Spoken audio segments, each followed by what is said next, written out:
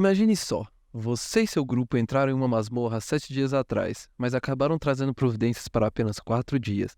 As portas atrás de vocês foram seladas e nem mesmo as mais poderosas magias conjuradas conseguem te mostrar o caminho de volta. Vocês estão exaustos, desidratados e o pior de tudo, famintos. Sem nenhuma esperança de encontrar algum alimento, vocês prosseguem matando os monstros que aparecem no caminho, até perceber que, talvez, se bem preparada, a coxa daquele kobold cozida com um pouco de limo de cubo gelatinoso poderia dar uma ótima refeição. Olá, contadores de história, meu nome é Felipe Nelli e sejam bem-vindos à Biblioteca do Dado Mago, o lugar perfeito para conversarmos sobre RPG. Imagino que, muito provavelmente, você já deve ter visto, ouvido falar sobre ou assistido umas 3 vezes consecutivas por conta de todas as vezes que você tenta convencer algum amigo que são os melhores animes que já foram lançados na atualidade, o famoso Dungeon Meshi.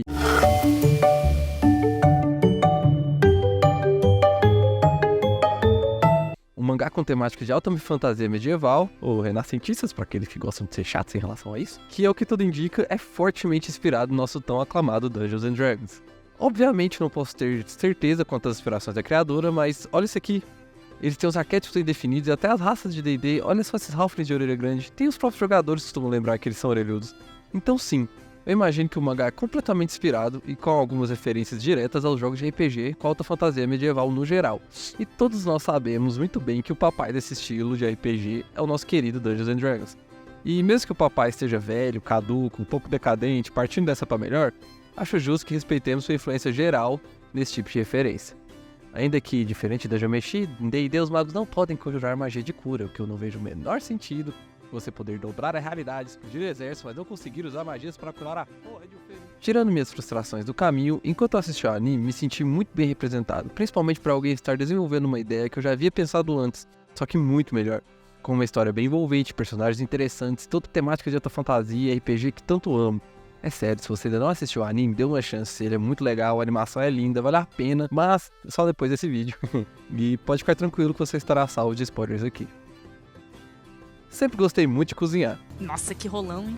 Olha, rolão. A ideia de fazer um personagem cozinheiro em um RPG não é nova pra mim. Assim como os bardos usam da música, a dança e pinturas, vejo a culinária como arte capaz de fazer efeitos mágicos, que vão além de apenas encantar ou inspirar alguém, pois um prato bem feito é capaz de te deixar mais saudável, te dar mais energia e até curar um mal específico que te aflige.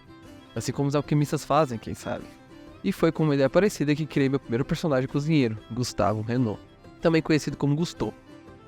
Assim que o mega famosinho Sr. Selbst resolveu que seria capaz de pagar uma equipe para criar um RPG, criar o seu próprio sistema de RPG, um amigo meu que já vinha assistindo às lives dele desde o início estava todo empolgado para mestrar a sua primeira mesa. Quando fui criar meu personagem, estava folheando o livro e fui logo atrás das classes mágicas, como sempre faço, e escolhi ser um ocultista. Enquanto esse meu amigo me explicava que todas as magias de ordem paranormal eram um pouco diferentes e que eram definidas por esses elementos que pareciam ser tiradas de um caderno daquele garoto emo com uma camiseta de Slipknot que sentava no fundo da sua sala, Arte, sai, conhecimento, vixe. ele me explicou que para conjurar esses rituais eram necessários componentes materiais como livros para rituais de conhecimento, aparelhos eletrônicos para rituais de energia, carne ou sangue para rituais de sangue, folhas secas ou ossos para rituais de morte e gameplay de Slenderman com volume no máximo para rituais de medo. Carne e folhas secas, pensei. Dando uma olhada mais profunda no livro então, entre as origens do personagem, o que se traduziria como os antecedentes de D&D, existia o chefe, e logo que vi, me decidi que faria. Em uma cena de descanso no meio do jogo, o chefe pode fazer pratos diferentes para seus companheiros, fazendo com que eles descansem melhor, recuperando mais pontos de vida e sanidade e afins.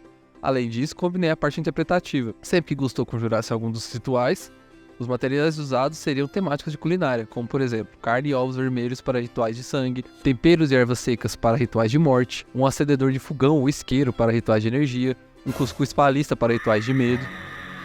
Assim, estava pronto o meu primeiro personagem de RPG cozinheiro. Achei o Gusteau tudo de bom, e jogo com ele até hoje na nossa mesa de ordem, porém, nada me instigou mais do que a ideia de poder cozinhar monstros. Claramente, em um mundo como D&D, isso não seria fácil. Por isso, só alguns especialistas nessa área conseguiriam cultivar as habilidades de caça e preparo de monstros, ou seja, deveria ser uma classe. Minha ideia inicial era fazer algo parecido com o meu personagem de ordem paranormal e colocar alguma habilidade como a música do descanso dos bardos. Minha classe poderia usar esse descanso para preparar um prato que daria o bônus nos dados de vida recuperado de quem comesse o prato ou qualquer coisa do tipo. Portanto, quando me coloquei para pesquisar ideias já existentes de cozinheiros em D&D, me deparei com algo que tinha me esquecido. Assim como em Ordem Paranormal, também existe o antecedente de chefe em D&D. Lançado no Caldeirão de Tasha, também conhecido como o melhor livro que a Wizards já lançou, o antecedente de chefe aumenta seu valor de constituição ou sabedoria em 1, até um máximo de 20. Você ganha proficiência com utensílios de cozinha, se ainda não os tiver, e como parte de descanso curto, você pode preparar comidas especiais, desde que tenha o ingrediente e utensílio de cozinha em mãos. Você pode preparar comida suficiente para um número de criaturas igual a 4 mais seu bônus de proficiência. No final do descanso curto, qualquer criatura que coma comida e gaste 1 ou mais dados de vida para recuperar pontos de vida, recupera 1d8 pontos de vida extra. Além disso, com 1 hora de trabalho ao terminar o descanso longo, você pode preparar uma quantidade de guloseimas igual ao seu bônus de proficiência. Essas guloseimas especiais duram 8 horas após serem preparadas. Uma criatura pode usar uma ação bônus para comer uma dessas guloseimas e ganhar pontos de vida temporários igual ao seu bônus de proficiência. Depois de ler isso, tive uma leve crise e percebi que havia pouco que eu poderia trabalhar agora. Eu não queria simplesmente imitar a ideia do chefe, e era complicado fazer simplesmente uma classe nova para isso. Por fim, fui afogar minhas mágoas assistindo um pouco do anime que me inspirou toda a ideia, e o próprio me mostrou tudo que eu precisava, era o último tempero. Magia. Senshi não era apenas um cozinheiro, ele era um cozinheiro de monstros. Monstros esses que poderiam ser mágicos. Partes de suas carcaças mortas são frequentemente usadas como ingredientes, poções e fórmulas alquímicas. Por que o meu cozinheiro de monstros não poderia fazer o mesmo?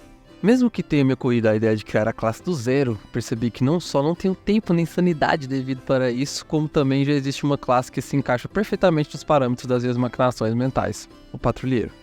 Uma classe que já foi até traduzida como caçador, pois tem como habilidade base favoritar o seu inimigo, stalkeá-lo como ninguém e descer-lhe a porrada com ódio que só os melhores guardiões da natureza podem oferecer. Partindo desse princípio, eu só precisava criar uma subclasse, ou um conclave, como são chamados as subclasses de patrulheiro, e me esforçar ao máximo para criar algo que fosse condizente com a classe, não fugisse da temática e ao mesmo tempo fosse minimamente balanceado, tentando evitar as habilidades que são muito circunstanciais, o que sinceramente é quase impossível quando se trata do patrulheiro principalmente. Mas um bom desafio sempre foi o que me moveu. Definidos estavam os meus ingredientes principais, agora era só cozinhar. A arte de cozinhar criaturas mágicas é um feitio de poucos. Grande parte daqueles que passaram pelas situações mais inóspitas de miséria, fome dentro das florestas encantadas, cavernas e calabouços sabem como é aproveitar a natureza mágica que esses locais têm a oferecer. Alguns poucos apenas apreciam o estudo dessas criaturas e as vantagens gastronômicas que podem ser extraídas. Esses especialistas, conhecidos como mestres da caça mística, desenvolvem habilidades únicas que lhes permitem não apenas rastrear e capturar as mais variadas e perigosas criaturas, mas também preparar as iguarias raras e poderosas. Entre a maioria, é considerado tabu comer seres humanoides, mas muitos ainda são incertos quanto à linha moral que separa o que pode ser alimento ou não. Cada refeição criada por um mestre da caça mística não é apenas um banquete para os sentidos, mas também um meio de absorver parte das características mágicas da criatura consumida. A jornada de se tornar um mestre da caça mística é árdua e cheia de desafios. Exige não apenas a habilidade de sobrevivência de um patrulheiro, mas também o conhecimento profundo das propriedades mágicas dos ingredientes que encontra. Através de suas viagens e experimentações, eles descobrem novas receitas e aprimoram suas técnicas, sempre em busca de um próximo grande prato que possa fornecer uma vantagem crucial em batalha ou simplesmente trazer um momento de prazer sublime após um dia árduo de aventuras. Por fim, lhes apresento o Mestre da Caça Mística. Sei que pode não ser o melhor nome para se colocar uma subclasse de D&D, principalmente porque tem 4 palavras em um nome, mas juro que não consegui pensar em nada melhor que se encaixasse com a temática de um caçador que faz mágica e cozinha. De qualquer modo, adorei a forma como o Conclave apresenta um jeito não tão comum de se jogar, onde o foco das habilidades é bem dividido entre o que é útil dentro de combate e incrementos que são adicionados pelas receitas consumidas fora dele. Adicionei também uma mecânica de mistura de ingredientes para realmente emergir na temática culinária. Cada ingrediente, dependendo do tipo de monstro for extraído, concederá efeitos diferentes quando consumidos, e, para não tornar algo muito circunstancial, você pode simplesmente escolher rolar entre os efeitos da tabela e aplicar aquele efeito ao ingrediente escolhido. Todos os efeitos são diretamente tematizados ao tipo de monstro que o ingrediente foi retirado.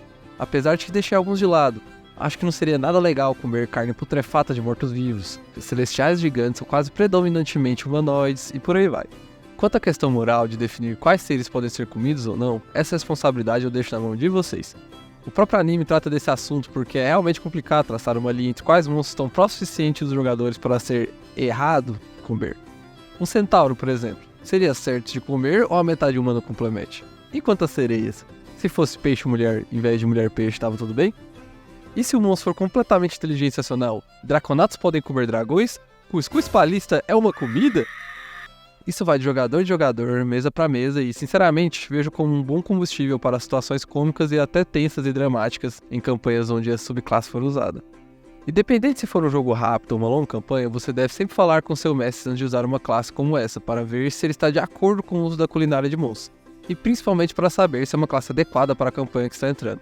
Você não vai querer estar jogando de um cozinheiro de monstros em uma campanha focada em politicagem, onde só terão humanos ou humanoides como inimigos no lugar de monstros que você poderia caçar e cozinhar. Acredite, não deve ser nada divertido não poder usar sua habilidade principal por toda uma campanha. E a melhor parte disso tudo é que estarei disponibilizando essa subclasse por apenas 12 parcelas de muito amor, carinho e atenção.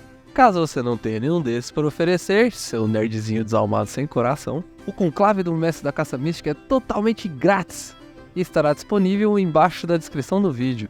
Também aceitamos curtida e inscrição no canal como pagamento. Pois então vá, jovem aventureiro, caça seus monstros, faça uma bela lasanha de carne de demônio e entre numa longa discussão com seu clérigo sobre o quanto vale a pena profanar os seus estômagos com um lanche corruptor. Como deve dar para perceber, eu ainda sou novo aqui em todo esse negócio de YouTube, e ainda é meu primeiro vídeo, mas tenho muitas e muitas ideias para próximos. Então, se tiverem gostado desse tipo de conteúdo e quiserem mais, forneçam suas curtidas, deixem suas opiniões nos comentários e compartilhem para quem acha que gostariam dessas ideias. No mais, é isso. Espero de verdade que gostem da subclasse. Apesar de ter dado muito trabalho, foi bem divertido fazer, e tive uma ótima ajuda de vários mestres que revisaram tudo comigo certinho, mostrando aonde poderia estar quebrado ou o que poderia não ser tão divertido. A essas almas maravilhosas só tenho a agradecer. Saudações a todos, beijo e até a próxima.